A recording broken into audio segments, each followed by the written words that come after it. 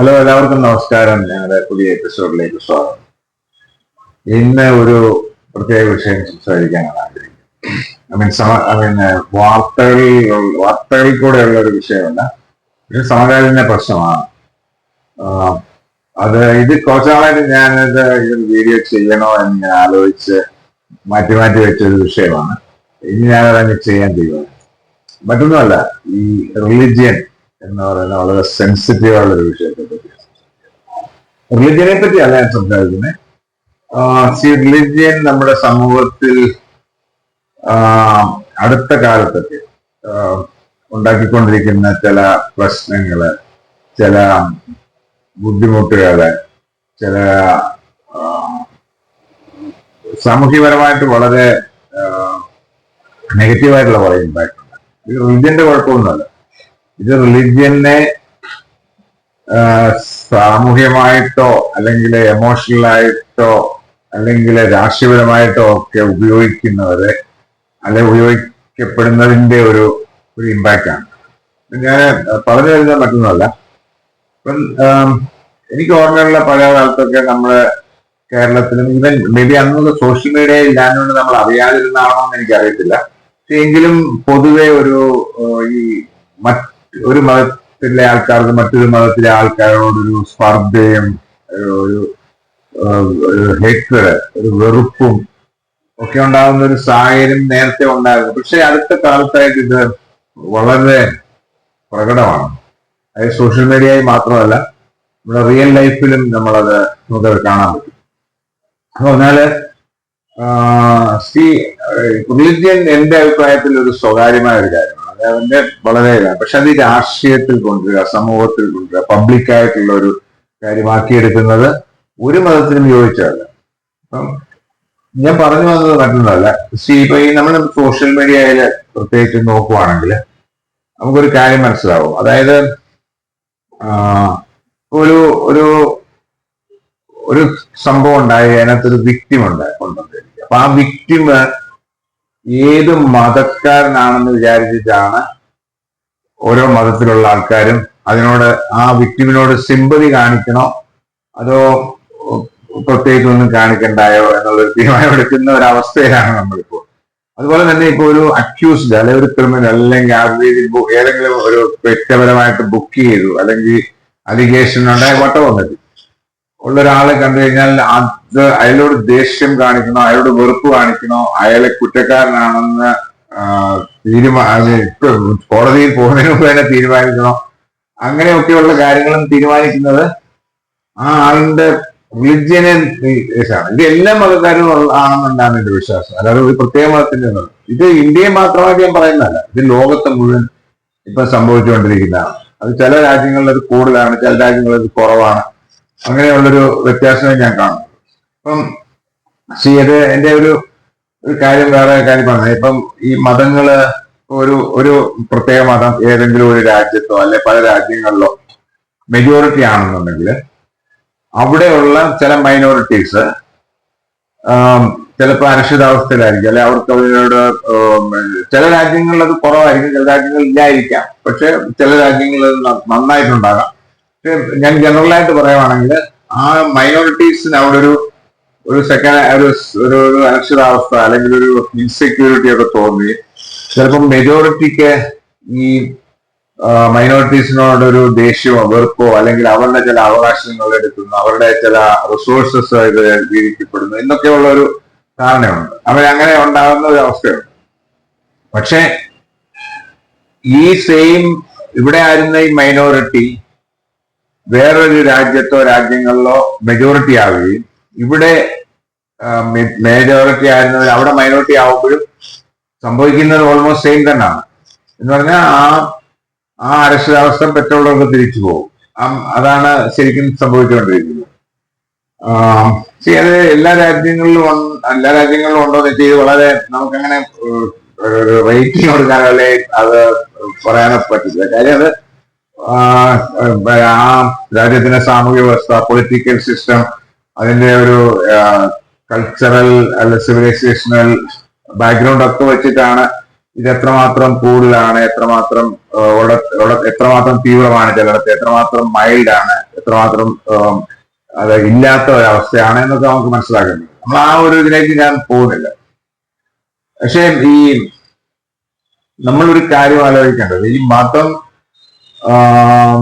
ശരിക്കും ഉണ്ടായത് പിന്നെ മനുഷ്യന്റെ നന്മയ്ക്ക് വേണ്ടിയാണ്. അതായത് മനുഷ്യനെ ഇപ്പം ദൈവത്തിൽ വിശ്വസിക്കാതിരിക്കുകയോ ചെയ്താൽ പോലും ഈ മതം ഒരു പരിധിവരെ കുറച്ച് റെഗുലേഷൻസും റൂൾസും ഒക്കെ ഉണ്ടാക്കുന്നത് ഈ മതത്തിൽ വിശ്വസിക്കുന്ന ആൾക്കാരെ സംബന്ധിച്ചോളം അത് അവര് കമ്പൽസീവായിട്ട് അത് ഫോളോ ചെയ്യാൻ ചെയ്യും. അത് മെയിൻലി ചെയ്യുന്നതെന്ന് പറഞ്ഞാൽ നമ്മുടെ സമൂഹത്തിൽ ഒരു ഓർഡർ ഉണ്ടാക്കാൻ, ആൾക്കാരെ അധികം കുറ്റങ്ങൾ ചെയ്യാതിരിക്കാനും അല്ലെങ്കിൽ മോശമായ രീതിയിൽ ജീവിക്കാതിരിക്കാനും വേണ്ടിയൊക്കെയാണ്.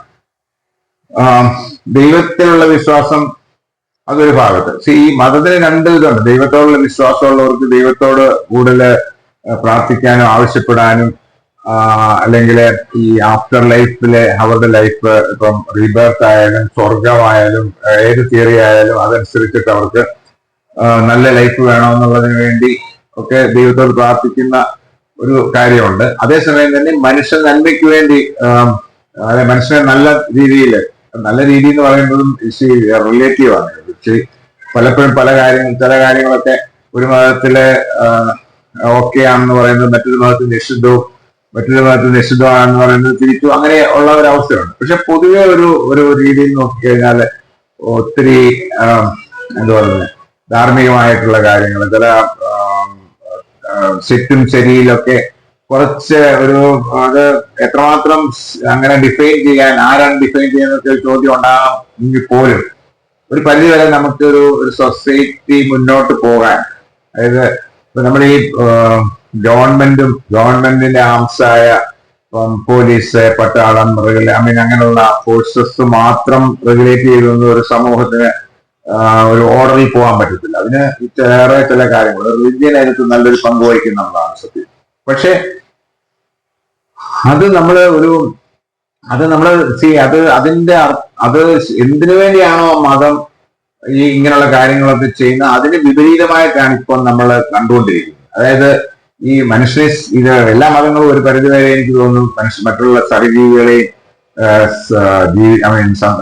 പിന്നെ സ്നേഹിക്കണമെന്നൊക്കെ പറയാം. അപ്പം ചിലർ ചോദിക്കും, പിന്നെ സഹജീവികൾ മനുഷ്യൻ മാത്രമേ ഉള്ളൂ, മൃഗങ്ങളില്ലയോ എന്നൊക്കെ പല ചോദിക്കും. മൃഗങ്ങളുണ്ടോ എന്ന് ചോദിക്കുമ്പോൾ നമ്മൾ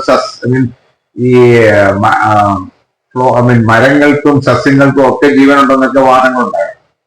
നമ്മളിത് തൽക്കാലം മനുഷ്യന്റെ കാര്യം തന്നെ ഇരിക്കുക. മനുഷ്യന് ജീവിക്കാന് മനുഷ്യനോടുള്ള സ്നേഹം കാണിക്കുക. അപ്പം മനുഷ്യനെ ഒരു കളറിന്റെ പുറത്ത്, കാസ്റ്റിന്റെ പുറത്ത്, റിലിജിന്റെ പുറത്ത് നമ്മൾ വെറുക്കുക, അവരോട് വിരോധം കാണിക്കുക, ഇതിന്റെ പേരില് അന്യോന്യം ദ്രോഹം ചെയ്യുക, കൊല്ലുക, ഇങ്ങനെയൊക്കെയുള്ള ഒത്തിരി കാര്യങ്ങൾ നമ്മൾ പല രാജ്യങ്ങളിലെ പല നടന്നുകൊണ്ടിരിക്കുന്ന യുദ്ധങ്ങളൊക്കെ അല്ലെങ്കിൽ സിവിൽ വാർസ് ഒക്കെ നോക്കുവാണെങ്കിൽ അത് ഈ റേസസിന്റെ ബേസിലാണ്. അത് പണ്ടുപോലെ ഉള്ളതാണ്. ഇപ്പം നമ്മള് എല്ലാ മതങ്ങളും വിശ്വസിക്കുന്ന എന്താണ്, അവരാണ് ശരി, അവരുടെ ഉത്സവമാണ് അല്ലെ അവരുടെ ഗ്രന്ഥമാണ് കറക്റ്റ്, അവര് വിശ്വസിക്കുന്ന രീതിയാണ് കറക്റ്റ് എന്നൊക്കെ വിശ്വസിക്കുന്നുള്ളതാണ് ശരി. അത് അവരവരുടെ അവകാശമാണ്. പക്ഷെ അതുകൊണ്ട് നമ്മൾ മറ്റുള്ളവരുടെ ഒരു അവകാശത്തെ അല്ലെ അവരുടെ വിശ്വാസത്തെ ഹനിക്കേണ്ട യാതൊരു ആവശ്യമില്ല. അതാണ് ഇതിന്റെ സ്പർദ്ധ ഉണ്ടാകുന്നത്. എന്തിനു വേണ്ടിയാണ് ഈ റിലീജിയനുള്ള അതിന് വിപരീതമായിട്ടാണ് ആക്ച്വലി ഇപ്പൊ പല കാര്യങ്ങളും നടന്നുകൊണ്ടിരിക്കുന്ന ഈ ലോകത്ത് എന്നുള്ളതാണ് സത്യം. അപ്പം റിലീജിയൻ ശരിക്കും പറഞ്ഞു കഴിഞ്ഞാല് മനുഷ്യന് ഗുണമാണോ ഉണ്ടാക്കുന്നത് ദോഷമാണോ ഉണ്ടാക്കുന്നതെന്ന് വരെ നമ്മൾ ചിന്തിച്ചു പോകുന്ന ഒരവസ്ഥയിലാണ് ഇപ്പം. അപ്പം ഈ പറഞ്ഞ പോലെ ഞാൻ പറഞ്ഞത് ഈ ഓരോ മതങ്ങളും അവരാണ് ശരിയെന്ന് വിശ്വസിക്കുന്നത്. അപ്പൊ നമ്മൾ ഒരു കാര്യം നോക്കിയാൽ ഈ മതങ്ങളിൽ തന്നെ ഇപ്പം പോയിക്കാണെങ്കിൽ ക്രിസ്ത്യാനിറ്റിയിലെ പല ശക്തികളുണ്ട്. കാത്തലിക്സ് ഉണ്ട്, പ്രൊട്ടസ്റ്റൻസ് ഉണ്ട്, ഇവാഞ്ചലിക്സ്, ഓർത്തഡോക്സ്, പിന്നെ ജാക്കോബൈറ്റ്, ഓറിയന്റൽ സഭകള്, പിന്നെ നമ്മുടെ ഇന്ത്യയിലും കേരളത്തിലും ഒക്കെ ആയിട്ടുള്ള CSI, പിന്നെ മാർത്തോമ, പിന്നെ ഗ്ലോബലായിട്ട് ഈ പറഞ്ഞ പെന്തക്കോസ്, ഇങ്ങനെ ഒത്തിരി ശക്തി. ഇവരെല്ലാം ബൈബിളിലാണ് അല്ലെ ബൈബിളിന്റെ ഓൾമോസ്റ്റ് സെയിം സിമിലർ ബൈബിളിനാണെങ്കിൽ അല്ലെ ബൈബിളിന്റെ സത്തയിലാണ് വിശ്വസിക്കുന്നതെങ്കിൽ പോലും രീതികളിലും ചില വ്യത്യാസങ്ങളിലും ഒക്കെ വ്യത്യാസമുണ്ട്.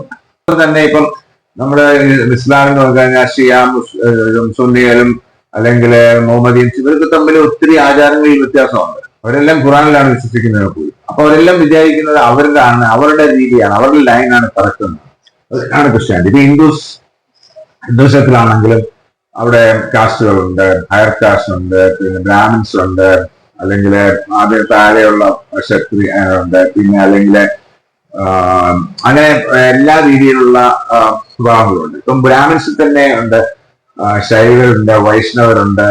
അപ്പൊ അങ്ങനെ അവരെല്ലാം രീതികളിൽ അവർ കുറി തൊടുന്നത് പോലും വ്യത്യാസമുണ്ട്. നേരെ തൊടും ഇങ്ങനെ തൊടും, അതുപോലെ പല ആചാരങ്ങളിലും വ്യത്യാസം. അത് എല്ലാ ഭാഗത്തും ഉണ്ട്. ഇവരെല്ലാം വിചാരിക്കുന്നത് എനിക്ക് തോന്നുന്നു ഒരു പരിധിവരെ അവരുടെ രീതിയാണ് കറക്റ്റ് എന്ന്. അപ്പൊ ഇതിൽ ആരാണ് കറക്റ്റ് എന്ന് നമുക്കറിയത്തില്ല. എല്ലാവരും വിശ്വസിക്കുന്നത് അങ്ങനെയാണ്. ചുരുക്കത്തിൽ അതെല്ലാം അവരുടെ ഓരോരുത്തരുടെ വിശ്വാസം, ഓരോരുത്തരുടെ ട്രഡീഷൻ, ഓരോരുത്തർ പിന്തുടർന്നു പോയ കാലാകാലങ്ങളായി പിന്തുടർന്നു പോയ അല്ലെ അവരുടെ പിതാക്കന്മാർ പിന്തുടർന്നു പോയ ഇതൊക്കെയാണ് നമ്മൾ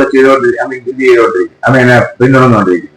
അതൊക്കെ പ്രൈവറ്റ് ആണ്. അതിനകത്ത് നമുക്ക് ആരാണ് ശരി, ഞാൻ ആണ് ശരി, നിങ്ങൾ തെറ്റാണ് എന്ന് പറയാൻ ആർക്കും ഒരു അവകാശമില്ല. അതിനൊന്നും ശരിക്കും പറഞ്ഞു കഴിഞ്ഞാൽ അത് നമുക്ക് യാതൊരു വിധമായ ഒരു പ്രൂവ് ചെയ്യാനോ അല്ലെങ്കിൽ തെളിയിക്കാനോ പറ്റിയ ഒരു അവസ്ഥയുണ്ടെന്ന് എനിക്ക് തോന്നുന്നില്ല. പിന്നെ വേറെ ഒരു കാര്യം പറയുന്നത്, ഈ മതങ്ങൾ തമ്മിലൊരു മത്സരം നടക്കുന്നുണ്ട്. അതാണ് ആക്ച്വലി ഒരു പരിധി വരെ അതിന്റെ റിപ്പർക്യൂഷൻസ് ആണ് മറ്റുള്ള മതങ്ങളില്. ഇപ്പം മതങ്ങൾ പറഞ്ഞാൽ പൊതുവെ ഇപ്പം ചില മതങ്ങൾ അത്ര മത്സരം കാണിക്കാറില്ല, ചില മതങ്ങൾ ഭയങ്കരമായിട്ട് മത്സരം കാണിക്കാറുണ്ട്. പക്ഷെ അപ്പം ഈ മത്സരങ്ങൾ എന്ന് പറഞ്ഞാല് ഞങ്ങൾ ആണ് ഏറ്റവും നല്ല മതമൊന്നും, ഞങ്ങളുടെ മതം ലോകം മുഴുവനാകണം അല്ലെ ഭരിക്കണമെന്ന് വിശ്വസിക്കുക, അങ്ങനെ അതിനുവേണ്ടി പ്രവർത്തിക്കുകയൊക്കെ ചെയ്യുന്ന രീതിയിലെ കാര്യങ്ങൾ പോകുന്നുണ്ട്. അപ്പൊ അങ്ങനെ വരുമ്പം മറ്റുള്ള മതക്കാർക്ക് അതൊരു ഭീഷണിയായി മാറുകയും അവര് ഇപ്പോൾ മെജോറിറ്റി ആയിരുന്ന അവര് പിന്നീട് മൈനോറിറ്റി ആകുമെന്നുള്ള ഭയം വരെ ഉണ്ടാകുന്നുണ്ട്. ഈ ഒരു ഭയം ഉണ്ടാക്കാൻ നമ്മൾ ചില സാമൂഹിക വ്യവസ്ഥകള്, സാമൂഹിക രീതികളൊക്കെ എല്ലാം ആൾക്കാരും പിന്തുടർന്നു പോകാതെ ഏതെങ്കിലും ഒരു മതവും അല്ലെങ്കിൽ മതങ്ങള് ഒരു പ്രത്യേക രീതിയിൽ പോവുകയും മറ്റുള്ളവരെ അത് ഭീഷണിപ്പെടുത്തി അല്ലെങ്കിൽ അവർക്ക് ഒരു ത്രട്ട് പോലെ തോന്നുകയൊക്കെ ചെയ്യുന്നത് നല്ലൊരു അവസ്ഥയല്ല. അതൊക്കെയാണ് ഞാൻ പറഞ്ഞത് ഈ ലോകത്തിന്റെ ക്രമത്തിലെ അല്ലെ ലോകത്തിലെ സമാധാനത്തിന് വിഘാതമായി നിൽക്കുന്നത്. ഈ യുദ്ധങ്ങളും സിവിൽ വാറുകളും രാജ്യങ്ങൾക്കകത്തും അതിനകത്ത് തമ്മിലുള്ള സ്പർദ്ധ, പ്രശ്നങ്ങള് ഒക്കെ കാരണം ഇതാണ്. ഒരിക്കലും ശരിക്കും പറഞ്ഞു കഴിഞ്ഞാല് ഇതുകൊണ്ടൊക്കെ എന്താണ് ശരിക്കും പറഞ്ഞാൽ മനുഷ്യന്റെ, അതായത് ഒരു 60, 70, 80 വയസ്സ് വരെ ഒരു മനുഷ്യൻ ജീവിക്കുന്നതിനകത്ത് ഈ അന്യോന്യം സ്പർദ്ധയും ദേഷ്യവും ഒക്കെ കാണിച്ചിട്ട് എന്ത് നേടാനാണ് എനിക്ക്. ഇപ്പൊ തന്നെ നമ്മളിപ്പോ അഹമ്മദാബാദിലെ എയർ ഇന്ത്യ ഫ്ലൈറ്റ് തകർന്നു പോയപ്പോ അതിനകത്ത് പല മതങ്ങളിലുള്ള ആൾക്കാരുണ്ടായിരുന്നില്ലേ. അപ്പൊ അവരൊക്കെ എന്താണ് സംഭവിച്ചിട്ടുള്ളത്? അവരൊക്കെ അവരുടെ വിശ്വാസം അനുസരിച്ച് എല്ലാവർക്കും കിട്ടിയത് ഒരേപോലെ വേണം. ഓക്കെ, അപ്പൊ അതിനു മുമ്പുള്ള അവരുടെ ജീവിതത്തിന്റെ പുറത്താണോ അവർക്ക് പിന്നെ ആഫ്റ്റർ ലൈഫിലെ ഓട്ടോമാറ്റിക് ഇപ്പൊ സ്വർഗം ആയാലും കൊള്ളാം, റീബർത്ത് ആയാലും കൊള്ളാം, എന്തായാലും ഒക്കെ ഉണ്ടാകുന്നത് എന്നൊക്കെ എന്താണെന്ന് ചോദിച്ചാൽ ശരി പറഞ്ഞ് എനിക്ക് ഉത്തരം പറയാൻ പറ്റത്തില്ല. ഒരു കാര്യം കൂടെ പറഞ്ഞു നിർത്താം. എല്ലാ മതങ്ങളും ഈ മത്സരമാണെന്ന് പറഞ്ഞുകൊണ്ട് ആ മത്സരത്തിൽ കൂടെയാണ് ഈ കൺവേർഷൻസ് ഒക്കെ നടക്കുന്നത്. ഒരു മതത്തിൽ നിന്ന് വേറൊരു മതത്തിലേക്ക് ആൾക്കാരെ മാറ്റിയെടുക്കുക. അത് പല കാരണങ്ങളുണ്ടാകും. ചില രാജ്യങ്ങളിലൊക്കെ ശരിക്കും വിശ്വാസം കൊണ്ട് മാറുന്നവർ കുറച്ചുപേർ കാണുമായിരിക്കും. ചില സ്ഥലങ്ങളിലൊക്കെ ഈ അധികൃതരായിട്ടുള്ള ആൾക്കാര് അവർക്ക് സൊസൈറ്റിയിൽ ഒരു വിലയില്ലായിട്ടുണ്ട്, അല്ലെങ്കിൽ അവരെ അടിച്ചമർത്തുന്നതുകൊണ്ട് അതിൽ നിന്നും രക്ഷപ്പെട്ടൊരു പുതിയ ലേവൽ ഉണ്ടാക്കാൻ വേണ്ടി കൺവേർട്ട് ചെയ്യുന്നത്. അത് എത്രമാത്രം സക്സസ്ഫുൾ ആവുമെന്നൊന്നും എനിക്കറിയത്തില്ല.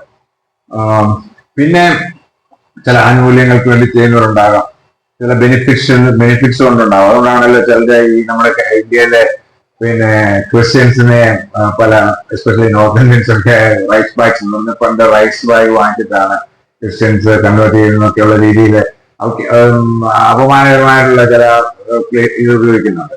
അപ്പൊ അത് അങ്ങനെ ചിലരൊക്കെ ചെയ്തിട്ടുണ്ടാവും. എസ്പെഷ്യലി നോർത്ത് ഇന്ത്യയിലെ ഈ അടുത്ത കാലത്തുള്ള പുതിയതായിട്ടുള്ള കൺവേർഷൻസിലൊക്കെ അതാർത്തിയുണ്ട്. ഇപ്പൊ കേരളത്തിലും അല്ലെ മറ്റുള്ള സ്ഥലങ്ങളിലൊക്കെ പരമ്പരാഗതമായിട്ട്, അതായത് കേരളത്തിലെ ക്രിസ്ത്യാനിറ്റിക്കൊക്കെ യൂറോപ്പിൽ ക്രിസ്ത്യാനിറ്റി വരുന്നതിന് മുമ്പ് വന്നിട്ടുള്ളതാണ്.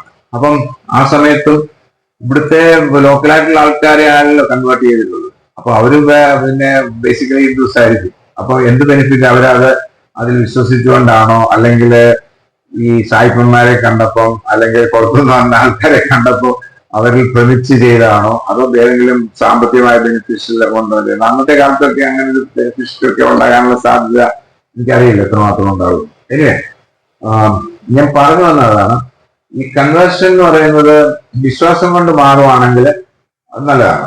മറ്റ് വേറെ കാര്യങ്ങൾ കൊണ്ട് ചെയ്യുന്നതും, ഒരാളെ ഫോഴ്സ്ഫുൾ ആയിട്ട് അല്ലെങ്കിൽ ഇൻസൈറ്റ് ചെയ്ത്, അതായത് പ്രേരിപ്പിച്ച് ചെയ്യുന്നതും ശരിയായിട്ടുള്ള കാര്യമല്ല. അപ്പൊ അത് എന്തിനാന്ന് ചോദിച്ചാൽ അത് ചെയ്യാൻ പാടില്ല. കാര്യം ഈ കൺവേർഷൻ എന്ന് പറയുന്നത് നല്ല കാര്യമല്ലെന്നാണ് ഞാൻ വിശ്വസിക്കുന്നത്. പക്ഷെ ഒരു കാര്യം നമ്മൾ മനസ്സിലാക്കണം, ഇപ്പൊ ഈ പലതും ഇപ്പൊ നമ്മള് അവന്റെ സ്വന്തം മതത്തിലേക്ക് വേറെ ഏതെങ്കിലും ഒരു മതത്തിൽ നിന്ന് കൺവേർട്ട് ചെയ്ത് വരുമ്പോൾ അതൊരു വിശ്വാസം കൊണ്ട് വരുന്നതാണ്, അതൊരു വലിയൊരു സംഭവമായിട്ട് ആൾക്കാരെ കുത്തിപ്പാണിക്കുകയും അവനവന്റെ റിലീജിയനിൽ നിന്ന് വേറെ റിലീജിയനിലേക്ക് പോകുമ്പോൾ അതിനെ വിമർശിക്കുകയും അത് മോശമാണെന്ന് പറയുകയും ചെയ്യുന്നത് ഒരു പ്രവണത. അതും അങ്ങനെ ഒരു പ്രവണതയുണ്ട്. ഇതിനകത്ത് എത്ര നമ്പേഴ്സ് എനിക്ക് അങ്ങനെ കമ്പാരിസൺ ചെയ്യാൻ വേണ്ടിയാണ് ഇത് ചെയ്യുന്നത്. ഇപ്പൊ ഇവിടുന്ന് കുറച്ചുപേര് ചിലപ്പം വരുന്നത് അത് അതിൽ ആകർഷിക്കപ്പെട്ടതുകൊണ്ടായിരിക്കും, ചിലടത്തോട്ട് പോകുന്നത് ആകർഷിക്കപ്പെട്ടതുകൊണ്ടും മറ്റ് സാമൂഹ്യം രാഷ്ട്രീയപരവും ഒക്കെ ആയിട്ടുള്ള ചില കാരണങ്ങൾ കൊണ്ടും ഒക്കെ പോകുന്ന അവസ്ഥയുണ്ട്. ഓക്കെ, എനിവേ ഞാൻ ബേസിക്കായിട്ട് ഞാൻ പറഞ്ഞു വന്ന വിഷയം എന്താണെന്ന് വെച്ചാല്, ഈ നമ്മുടെ ഈ അടുത്ത കാലത്ത്, അത് എനിക്കറിയത്തില്ല രാഷ്ട്രീയ പാർട്ടികള് അത് പണ്ടുപോലെ ഉള്ളതാണ്, എന്നാലും അത് കുറച്ചുകൂടെ പ്രകടമായിട്ട് രാഷ്ട്രീയ പാർട്ടികൾ ഈ മതങ്ങൾക്കകത്തുള്ള കാസ്റ്റുകളെയും ഒക്കെ വിഭജിച്ച് വോട്ട് ബാങ്ക് ആക്കി മാറ്റി വോട്ടുകൾക്ക് വേണ്ടി ഉപയോഗിക്കുകയും അതിനെ ചില മതങ്ങളെ കൺസോളിഡേറ്റ് ചെയ്ത് വോട്ട് ബാങ്ക് ആക്കി മാറ്റി മറ്റുള്ള മതങ്ങളെ പ്രീണിപ്പിച്ച് അവരെ വോട്ട് ബാങ്ക് ആക്കി മാറ്റി ചെയ്യുന്ന ഒരു അവസ്ഥയുണ്ട്. ഈ മതം ഇപ്പൊ നമ്മള് എന്തൊക്കെ പറഞ്ഞാലും, ഇപ്പം സെക്യുലർ ആണെന്ന് പറയുന്നതും പിന്നെ ഇടതുപക്ഷമാണെന്ന് പറയുന്ന പാർട്ടികളും ഒക്കെ ഇപ്പൊ ഒരു നിയോജകമണ്ഡലത്തിൽ അവിടെ ഏത് മതത്തിനാണ് കൂടുതൽ മെജോറിറ്റി എന്ന് വെച്ചാല് അവരുടെ പാർട്ടിയിലെ ആളിനെ തന്നെ അവിടെ ഇലക്ഷൻ നിൽക്കുമ്പോൾ ആ മതത്തിലുള്ള ആളിനെയാണ് നിർത്തുന്നത് മോസ്റ്റ് ഓഫ് ദ ടൈം. അങ്ങനെ അതാണ് അപ്പൊ അത്രമാത്രം നമ്മളത് അക്സെപ്റ്റ് ചെയ്തു എന്നുള്ളതാണ്. അപ്പം ചുരുക്കത്തിൽ അങ്ങനെ ഒരു സാമൂഹിക വ്യവസ്ഥ ഉള്ളപ്പം, അതായത് രാഷ്ട്രീയ പാർട്ടികളോട് അംഗീകരിച്ച സമയത്ത് അതിലും വലിയ കുഴപ്പം ഞാൻ കാണുന്നില്ല. പക്ഷെ ഇത് ഒരു എക്സ്ട്രീം ആവുമ്പോൾ, അതായത് മറ്റുള്ളവരെ വെറുക്കുന്ന രീതിയിൽ എല്ലാ കാര്യങ്ങളിലും മറ്റുള്ളവന്റെ മതം നോക്കിയിട്ട് നമ്മൾ തീരുമാനം എടുക്കുന്നത്, അതായത് അവന്റെ സ്വഭാവം, അവൻ എങ്ങനെയായിരിക്കും, അവൻ എവരിതിങ് നമ്മൾ ആദ്യം നോക്കുന്നത് ഇവന്റെ പേരെന്താണ്, ഇവൻ ഏത് മതക്കാരനാണ്, എന്നിട്ട് വേണം നമ്മൾ തീരുമാനിക്കേണ്ടത് അവനെ ഒരു കുറ്റം ചെയ്തിട്ടുണ്ടെങ്കിൽ ശരിക്കും കുറ്റവാളിയാണെന്ന് പറയണോ, അവനൊരു വ്യക്തിയാണെങ്കിൽ അവനോട് ശരിക്കും നമുക്ക് സിമ്പതി പോകണോ എന്നുള്ള അവസ്ഥയിലാണ് നമ്മൾ എന്നെ ചിന്തിക്കുന്നത്. അത് നല്ലതാണ്, അതൊരു നല്ലൊരു പ്രവണതയാണെന്നും അത് ഈ ലോകത്തിന് എത്രമാത്രം ഭൂഷണമായിരിക്കും എന്നും എനിക്ക് സംശയമുണ്ട്. ഓക്കെ, അത്രേ ഉള്ളൂ ഇന്നത്തെ എന്റെ വീഡിയോയിൽ ഞാൻ പറയാൻ ഉദ്ദേശിക്കുന്നു. Thank you for watching my video. See you again with another video.